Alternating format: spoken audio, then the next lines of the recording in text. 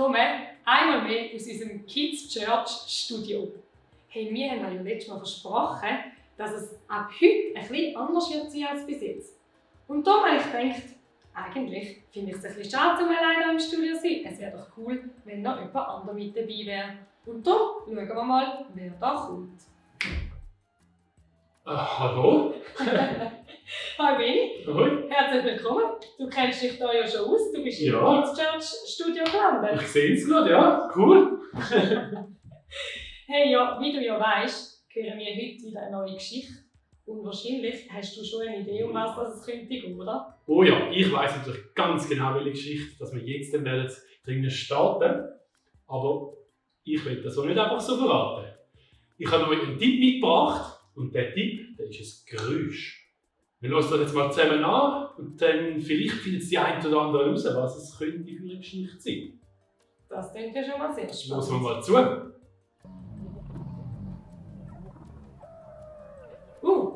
Das tut mich jetzt noch schwierig. Das ist nicht ganz einfach. Ich kann vielleicht noch einen Tipp mehr geben. Mhm. Es geht um ein Tier. Okay. Und das Tier lebt im Wasser und ist sehr groß.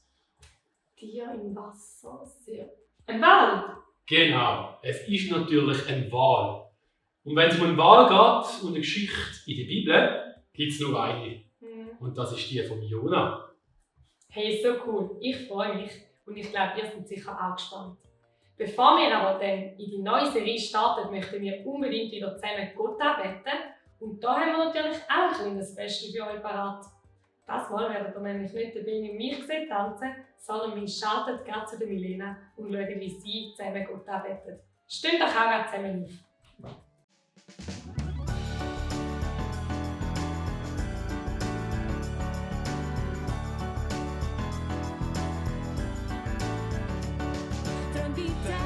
Träum weiter, Gott hat einen Traum für dich. Träum weiter, er baut mit dir sein Reich. Träum weiter, Gott hat einen Traum für dich. Träum weiter, er baut mit dir sein Reich. Wenn Gottes Traum dir keiner glaubt, dann gib nicht auf. Wenn die Menschen sagen, das geht nicht, dann gib nicht auf. Auch wenn du meinst, du sagst wie zu klein, dann gib nicht auf. Weil Gott steht zu seinem Wort und gibt dir lange Schnuff. Träum weiter, Gott hat einen Traum für dich. Träum weiter, er baut mit dir sein Reich. Träum weiter, Gott hat einen Traum für dich. Träum weiter, er baut mit dir sein Reich. Wenn du dich alleine fühlst, dann ist er da. Wenn du ganz fest traurig bist, dann ist er da. Auch wenn du nicht mehr weiter weißt, dann ist er da. Weil Gott ist treu, du kannst dich voll auf ihn verlassen. Träum weiter, Gott hat einen Traum für dich. Träum weiter, er baut mit dir sein Reich. Träum weiter, Gott hat einen Traum für dich. Träum weiter, er baut mit dir sein Reich.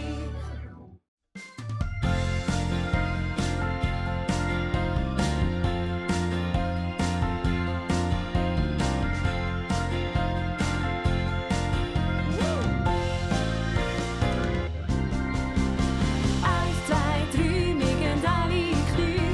Wir heben das Hand und wir lachen dabei. Oh, eine Welle für dich. Eins und eins gibt zwei und wir stampfen mit dabei. Schütteln alles ab und dann sorgen die heim. Oh, eine Welle für dich. Wir klatschen in Tanz, singen alle miteinander. Der Größte ist Jesus, denn er hat Oberhand. Oh, eine Welle für ihn. Wir feiern Jesus, Jesus, er ist der King. Er freut sich mit mir, wenn ich lache und sing. Oh, eine Welle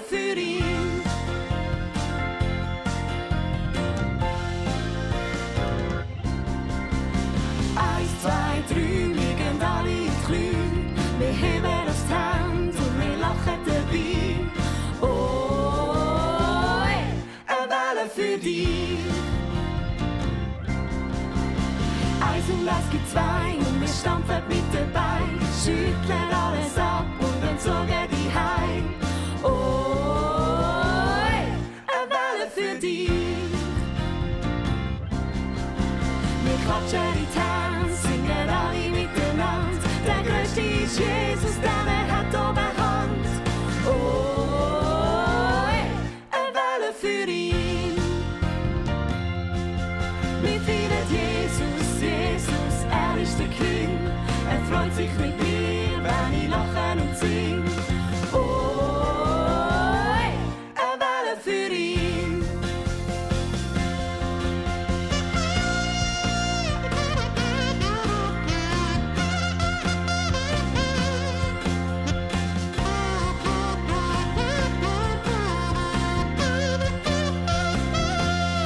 Wir feiern Jesus, Jesus, er ist der King. Er freut sich mit mir, wenn ich lache und sing. Oh, eine Welle für ihn. Oh, eine Welle für ihn. Der Jona war ein hebräischer Prophet. Das heisst, er war damals einer von wenigen, der tatsächlich Gottes Stimme gehört. Nicht wie heute, wo jeder Christ mit Gott reden kann. Eines Tages hat ihm Gott einen schwierigen Auftrag gegeben. Gott hat gesagt, gang in die grosse, mächtige Stadt Ninive und sag ihnen, dass ich sie bestrafen will. Weil sie sind dort so boshaft. Wo der Jona das gehört hat, ist er wie ein Bissewetter losgerannt.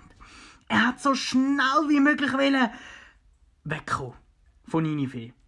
Er hat auch gehofft, dass er von Gott flüchten kann, weil er hat wirklich Angst gehabt, das den Leuten zu sagen. Im nächsten Hafen ist er als Passagier auf ein Schiff.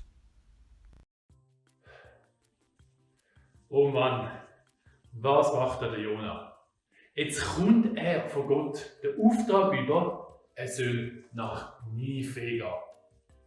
Einen klaren Auftrag, ein Ort, den er gut kennt. Die Stadt Ninive, die war gross, da haben wir gewusst, wo das ist.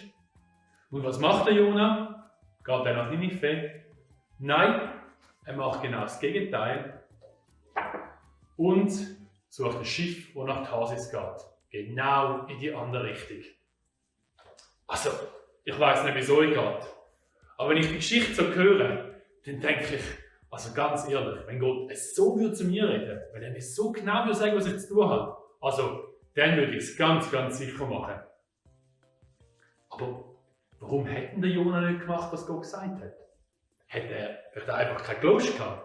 Oder hat er vielleicht Gott nicht ganz verstanden? Ich glaube, das Problem war ganz anders. Der Jona hat Angst gehabt. Ninive, das war eine riesige Stadt. Und dort haben die Assyrer gewohnt. Und die Assyrer, das war ein ganz mächtiges Volk. Das waren starke Leute, das sind viele Leute. Und die Botschaft, die Gott ihm gegeben hat, um den Assyrer zu erzählen, war nicht gerade so eine lässige. Und ich weiss nicht, aber man kann sich schon noch gut vorstellen, dass die Assyrer nicht so Freude haben an dieser Botschaft, die der Jona da hat. Und darum hat der Jona Schiss gehabt. Er wollte nicht dorthin, weil vielleicht wäre ihm sogar noch etwas passiert, wenn er so schlechte Nachrichten bringt. Und wenn ich so darüber nachdenke, dann muss ich ehrlich sagen, ich kenne das auch. Ich weiss nicht, wie es dir geht, aber das Gefühl von Angst, das haben wir doch alle schon mal gehabt. Ich kann mich zum Beispiel noch gut erinnern, als ich das erste Mal ab dem 3 Meter gumpeln. Ich hatte ein bisschen Höhenangst und meine Kollegen sind alle schon runtergegumpelt. Und ich bin dort oben gestanden und habe runtergeschaut ins Wasser. Und ich hatte einfach zu viel Schiss gehabt. Und ich bin wieder zurückgegangen und musste die Leiter wieder runtersteigen. Und das war nicht ein lässiges Gefühl. Das ist jetzt nicht so etwas Wichtiges als 3 Meter. Ich meine, da kann man sagen, gut, dann probiert man es halt später wieder und sonst geht man halt eben 1 Meter.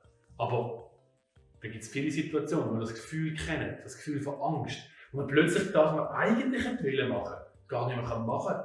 Oder vielleicht auch das, wo man weiss, dass es gut wäre und richtig wäre, nicht mehr macht. Aus Angst vielleicht davor, was die anderen denken. Aus Angst vielleicht auch davor, was für Konsequenzen das könnte mit sich ziehen, wenn man etwas macht. Ihr als Familie, ihr dürft jetzt die Heide mal unten auf Play drücken, sobald ich Fragen gesagt habe. Und dann könnt ihr darüber austauschen. Jeder kann mal sagen, wo er das schon mal erlebt hat, wo er schon mal Angst gehabt hat. Vielleicht ist es etwas ganz Grosses, was einmal passiert ist. Vielleicht ist es aber auch etwas, was immer wieder kommt, was einfach Angst macht. Und dann dürft ihr auch miteinander darüber reden, wie habt ihr reagiert? Was macht ihr in diesen Situationen, wenn ihr Angst habt? Was könnte man da vielleicht auch machen? Das dürft ihr jetzt als Familie zusammen darüber reden und einfach kurz auf Play drücken, wenn ihr wieder parat seid. Ja, was kann man machen, wenn man Angst hat? Man kann das machen, was Jona gemacht hat und einfach davor rennen. Ab nach Tarsis. Bei uns heisst es vielleicht nicht Tarsis, aber auch wir können davor rennen.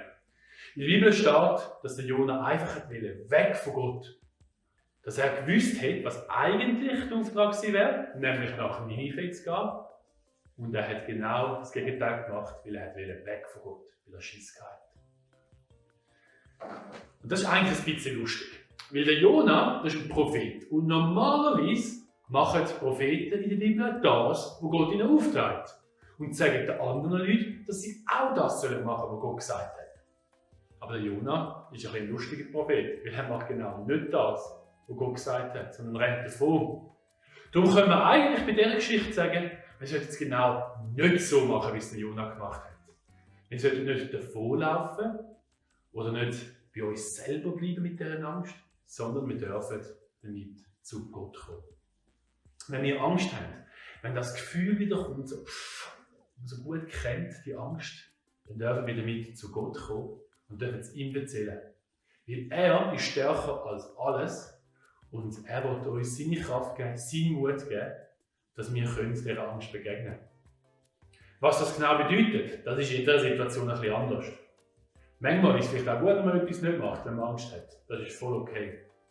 Aber wir dürfen es immer Gott sagen und zu ihm kommen damit.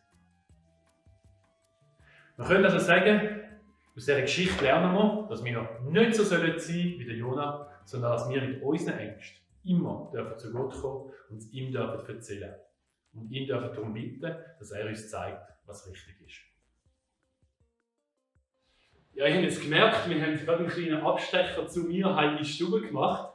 Und während dieser Jona-Serie wird es so sein, dass wir immer wieder mal zu einer Leiter in die Stube gehen und einen Teil von dem Podcast direkt die Heime sehen. In den nächsten Wochen hören wir dann die Geschichte von Jona weitergeht und was er alles also mit seinem Gott erlebt. Hey, und wahrscheinlich habt ihr jetzt gerade in der Familie austauscht, wo dass ihr auch schon mal Angst habt und was dass ihr dann gemacht habt mit dieser Angst. Und natürlich kennen wir leider das auch, oder? Auch wir Erwachsene haben immer mal wieder vor etwas ein bisschen Angst und auch wir dürfen immer wieder mit diesen Sachen zu Gott kommen. Und 2 Leute aus unserem Team, die das auch erlebt haben, die werden uns gerade erzählen, wo dass sie schon mal Angst hatten und was sie dann mit dieser Angst gemacht haben. Und nachdem werden wir nochmal zusammen 2 Lieder singen. Ich habe einen Auftrag bekommen von Gott. Als ich 10-jährig war, hat er mir gesagt, hey, ich will dich in der Mission haben.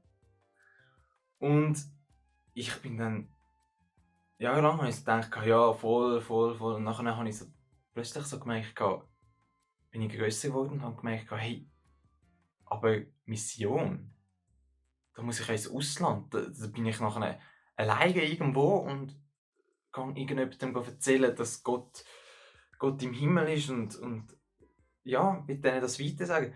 Und dann habe ich plötzlich so gemerkt, hey, ich habe Angst, ich will das nicht. Ich habe da Komfort da daheim, ich habe alles, die ganzen Bequemlichkeiten da daheim und ich weiss nicht, was ich, ob ich das machen will. Und dann habe ich Gott gesagt, hey, du musst mir jetzt helfen. Ich will nicht mehr so Angst haben, ich will nicht die Angst in mir hineintragen, sondern du musst mir jetzt helfen. Und er hat mir nachher ganz liebe Leute geschickt, die mir gesagt haben, hey, Mission bedeutet nicht einfach immer gleich Ausland. Mission kann auch hier in der Schweiz sein. Mission kann in ganz verschiedenen Arten sein. Und so habe ich eine gewisse Ruhe bekommen. Und in der Zwischenzeit ist es immer noch so, dass ich weiss, dass irgendetwas in mir ist, wo ich will in die Mission gehen. Aber es hat für mich eine mega, mega grosse Überwindung gebraucht. Und ich musste ganz viel zu Gott gehen, dass er mir hilft, um die Angst, die ich hatte, zu überwinden. Und inzwischen weiss ich, dass er bei mir wird sein und dass er mich wird begleiten. Und der Jono hat ja auch Angst gehabt, wie es ihm nachher gegangen ist. Das sehen wir dann genau. Ich habe auch mal einen Auftrag von Gott bekommen. Dieser Auftrag hat mir ganz viel Angst gemacht. Ich habe nämlich mal von jemandem etwas gestohlen. Das war dazu mal, als ich den Auftrag bekommen habe, schon ein Zeitchen her. Aber Gott hat mich erinnert daran, was ich gemacht habe und hat doch gesagt, hey, geh zu dieser Person und tu ihm sagen und gib ihm es zurück. Für mich war das nicht so einfach und ich wollte nicht hinhören, ich wollte das nicht machen. Doch es hat mich nicht losgelassen und Gott hat mir immer gesagt, hey, mach das, es belastet dich. Und ja, meine Angst, die hat mir eine Zeit lang sehr viel Mühe gemacht und ich wollte es nicht machen. Doch irgendwann habe ich alle meinen Mut zusammengenommen und habe mich getroffen mit dieser Person. Ich habe gesagt, hey, können wir uns treffen? Ich muss dir etwas sagen. Ich bin zu dieser Person heimgegangen und wir sind angeguckt. Und ja, dann habe ich es gesagt. Ich habe gesagt, hey, schau, dort mal vor ein paar Jahren habe ich etwas von dir gestohlen und es tut mir mega leid und ich will dir alles wieder zurückgeben. Und ich habe mit dem Schlimmsten gerechnet. Ich habe gerechnet, dass er mich jetzt anschreit, dass er sagt, ich soll rausgehen und nie mehr kommen, dass er nichts mehr mit mir zu tun hat. Und ich habe angefangen zu brüllen und bin dort gehockt. Und er schaut mich an und sagt, hey, es ist voll okay. Danke vielmals, bist du so ehrlich mit mir. Und danke, bist du zu mir gekommen und hast es gesagt. Es braucht mega viel Mut und es ist schon okay. Du kannst mir es zurückgeben und es ist gut. Ich bin dir dankbar, dass du mir es gesagt hast und es ist gut gewesen. Und ich habe die Welt nicht verstanden. Ich habe gedacht, sie wird mega schlimm sein, aber sie ist so gut rausgekommen und seitdem vertraut er mir viel mehr, weil er weiß, wenn ich etwas gemacht habe, dann bin ich ehrlich. Und ich bin Gott mega dankbar, dass er mich herausgefordert hat und mir immer wieder Aufträge gibt, zum Machen. Und dass auch wenn ich Angst mache, er nicht aufgibt an mir und dass ich dann das trotzdem gemacht habe, weil jetzt bin ich mega frei und ich bin mega froh und ich möchte ermutigen, dass ihr auch, wenn ihr einen Auftrag bekommt von Gott und auch Angst habt, dass ihr Mut habt, um das doch zu machen und wisst, dass es gut kommt, so wie bei mir auch, dass nachher etwas mega Gutes kann daraus entstehen, weil Gott es gut meint mit uns und er will, dass wir frei sind. Ich wünsche euch ganz viel Spaß. Ciao zusammen.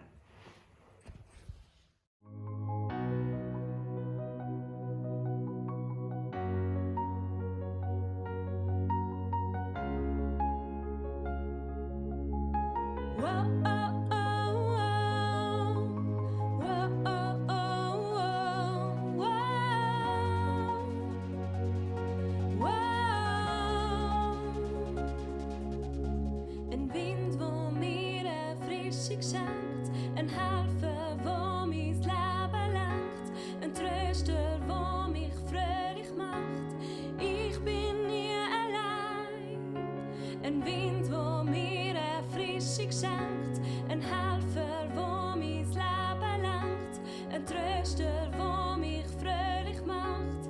Ich bin nie allein. Heiliger Geist, du bist immer da.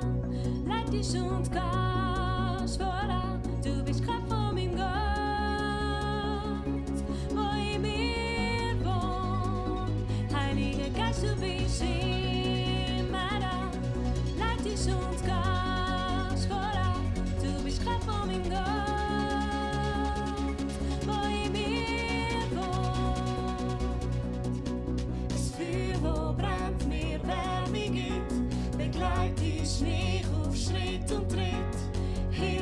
mir Gottes Wort zu verstehen. Du bist Wahrheit pur. Es Feuer, wo brennt, mir Wärme gibt. Begleitest mich auf Schritt und Tritt. Hilfst mir Gottes Wort zu verstehen.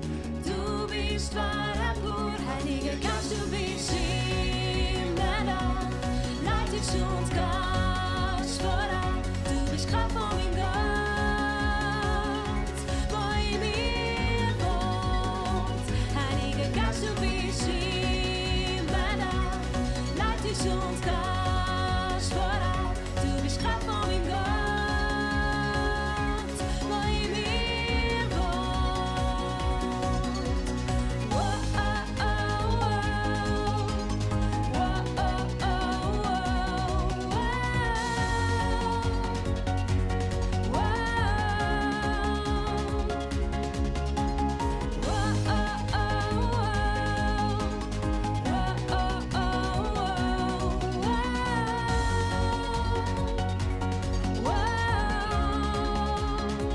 Heiliger Geist, du bist immer da. Leitest uns Gast voran. Du bist Kraft von meinem Gott, wo in mir wohnt. Heiliger Geist, du bist immer da. Leitest uns Gast voran. Du bist Kraft von meinem Gott, wo in mir wohnt.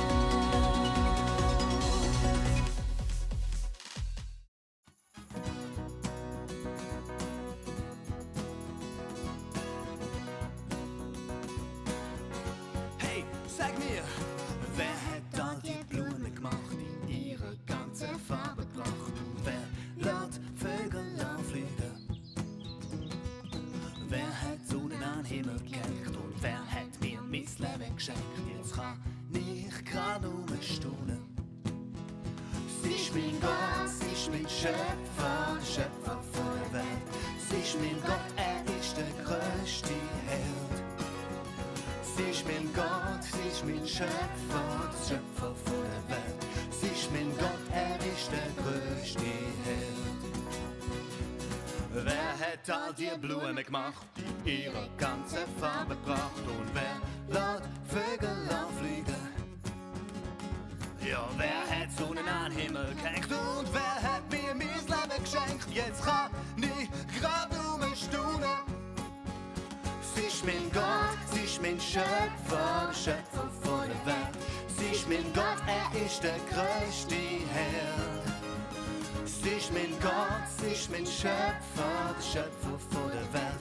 Sie ist mein Gott, er ist der größte Held. Du bist es, du bist mein Gott, bist mein Schöpfer, der Schöpfer von der Welt. Du bist mein Gott, bist mein größter Held. Du bist mein Gott, bist mein Schöpfer, der Schöpfer von der Welt. Du bist mein Gott, bist mein größter Held.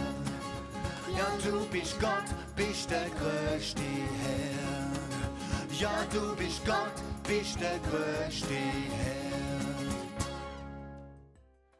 Wie versprochen, kommen wir jetzt immer wieder in verschiedene Stuben. Und auch jetzt kommen wir nochmal in 2 Stuben und schauen dort, was die Leiter parat haben, um das, was wir heute gehört haben, zu vertiefen. Die erste Stube ist die von Tino und die zweite Ist meine. genau. Schauen wir doch mal. Ja, ich darf Vertiefung machen zu dem, was der Benny vorher gesagt hat, weil der Jona ja recht viel Angst gehabt hat, als er die Aufgabe von Gott bekommen hat. Und ja, wir haben ja auch so ein bisschen Ängste und darum gehen wir auf das nochmal ein bisschen drauf ein. Genau, und für das habe ich ein bisschen etwas Spielerisches vorbereitet. Und zwar braucht ihr einen Würfel und ihr braucht das Papier. Und dort müsst ihr 6 Sachen draufschreiben. Je nachdem findet ihr das lustig oder es ist irgendwie Spiele, die ihr machen könnt. Ja, oder einfach, ihr müsst einfach 6 Aktivitäten aufschreiben. Genau. Dann müsst ihr würfeln. Ich habe jetzt das 4 aufgeschrieben. Also ich habe jetzt 4 gewürfelt und beim 4 habe ich aufgeschrieben, einen Wunsch. Und darum würde ich sagen, mache ich doch ganz schnell eine Liegestütze. Genau. Machen wir das schnell. So. Und dann muss ich sagen, ich bin nicht der Jona, ich bin der Timo und ich gehe mit meinen Ängsten zu Gott. So, wenn jetzt du zum Beispiel jetzt gerade würfelst, ich weiss noch nicht, was du dann aufgeschrieben hast, dann machst du das und nachdem du das gemacht hast, sagst du zum Beispiel, wenn du Max heisst, ich bin nicht der Jona, ich bin der Max und ich gehe mit meinen Ängsten zu Gott. Genau. Ja, das war es eigentlich schon gewesen. Jetzt wünsche ich euch ganz viel Spaß, viel Vergnügen und wer weiß, vielleicht tanzt ja am Schluss irgendein Papi auf dem Tisch. Genau. Wie ihr in der Geschichte von Jona gesehen habt, hat der Jona einen Auftrag von Gott bekommen, den er ganz und gar nicht ausführen wollte. Das war nämlich richtig ein schwieriger Auftrag, wo er Angst hatte. Und darum ist er davon gelaufen. Und genau zu diesem Thema machen wir heute auch ein Spiel. Ihr seht, ich bin nicht alleine, sondern Erika, meine Mitbewohnerin, ist da. Und wer natürlich auch nicht fehlen darf, ist unser Büsi. Wir sind das Dritte und haben darum auf dem Boden schon etwas parat gemacht. Mit Schnür, das kann man aber auch mit Klettband machen, so dass jedem ein Teil gehört. Also der Teil ist der Erika ein Teil, der Teil ist mein Kätzli sein Teil und der Teil gehört mir. Wir haben jetzt verschiedene Aufträge aufgeschrieben. Sachen, die Spass machen, aber auch Sachen, die vielleicht ein bisschen lustig sind oder nicht so lässig sind. Und nachher darf jeder einmal hier drüllen und dann schauen wir, wer das welchen Auftrag muss ausführen muss. Ja, ich würde sagen, wir starten da gerade mal bei unserer Liste. Wir haben da verschiedenstes drauf, wie zum Beispiel ein Papierschiffli falten, Post holen, Guetzli essen, Pflanzen trinken, Zählungen stützen. Ich hoffe, da verwünscht es dann nicht mich. Starten wir doch von 10 rückwärts zählen. Das können wir sicher alle, oder? Und dann würde ich sagen, darf das Jüngste bei uns in der Runde anfangen mit Drüllen. Und das wäre in unserem Fall wohl das Kätzli. Darum, Büsi, bist du parat? Miau, miau! Super, ich helfe dir ein bisschen. He? Und dann schauen wir, wer das von 10 rückwärts muss zählen. Oh! Ja, ich glaube, das probieren wir gerade nochmal, Kätzli. Super, das ist ein bisschen schwierig, gell? Eindeutig dich getroffen, Erika. Oh. Du darfst schon 10 rückwärts zählen. Okay. 10, 9, 8, 7, 6, 5, 4, 3, 2, 1, 0. Juhu! Auftrag erfüllt. Schaffst du das auch auf Ungarisch? Dies, Kilens, Nyolc, Hét, Hat, Öt, Négy, 3, 2, 1, 0. Nulla, das klingt noch fast ein bisschen ähnlich wie Deutsch, gell? Danke. Sie redet eben Ungarisch, darum wäre jetzt also etwas gewesen, was ich nicht hätte können. Dafür, Erika, darfst du den nächsten Auftrag aussuchen. Was sollen wir als nächstes machen? Ich würde sagen, Guetzli essen würde zu dir passen. Hoffentlich trifft es dann auch mich. Also, es geht ums Guetzli essen und du darfst einmal drüllen. Nein! Ja, das Guetzli kommt mal das Kätzli über. Da bin ich jetzt schon ein bisschen neidisch. Das hätte nämlich lieber ich gehabt. Ich glaube aber, ihr habt verstanden, wie das Spiel geht und wir wünschen euch ganz viel Spass beim Ausprobieren. Ja, das war nochmal ein spannender Ausflug in 2 Stuben. Wie gesagt, werden wir jetzt das am Sonntag machen. Vorher haben wir unter der Woche immer die Videos gehabt, wo wir zu Leiter und Stuben geschaltet haben. Die gibt es ab jetzt nicht mehr. Aber natürlich, all das, was wir dann gemacht haben, all die Ideen, Bastelideen und so weiter, die sind weiterhin auf unserer Homepage verfügbar. Einfach auf family.gvc.ch gehen und dort findet man die weiterhin. Auch Liedertexte sind dort drauf oder wenn es Sachen gibt zum Sonntagsepisode, dann sind die natürlich auch dort zu finden. Und wenn es ja jetzt eben keine neuen Videos mehr gibt unter der Woche, könnt ihr umso gespannter sein auf den nächsten Sonntag. Und das Mal freuen wir uns besonders, denn der nächste Sonntag ist nämlich ein spezieller Sonntag. Wahrscheinlich wissen die einen von euch, es wäre eigentlich Kids Days. Und da wollen wir natürlich auch eine spezielle Family-Podcast Ausgabe machen mit einem Haufen Überraschungen und darum schaltet unbedingt wieder ein. Genau. Ja, wir wären schon fast am Ende von unserem Podcast. Und wir haben vorher darüber geredet, über die Ängste, was wir damit machen und dass wir damit immer zu Gott kommen können. Und darum ist es mega cool, wenn wir nachher fertig sind, wenn ihr als Familie die Zeit gerade nutzt, das Video abschaltet und gerade zusammen genau das macht. Also das, was wir vorher besprochen haben, die Ängste und wie wir damit umgehen können, dass man genau das vor Gott bringen kann und dass wir es ihm sagen dürfen. Und ich bete doch gerade noch für das. Vater im Himmel, ich danke dir von Herzen, dass du uns so gut kennst, dass du alle unsere Gedanken, unsere positiven und unsere negativen Gedanken, unsere Sachen, die uns Freude machen, aber auch die Sachen, die uns Angst machen, kennst. Danke, dass du da bist und dass du dich interessierst für das, was uns beschäftigt und dass wir einfach alles für dir hingeben.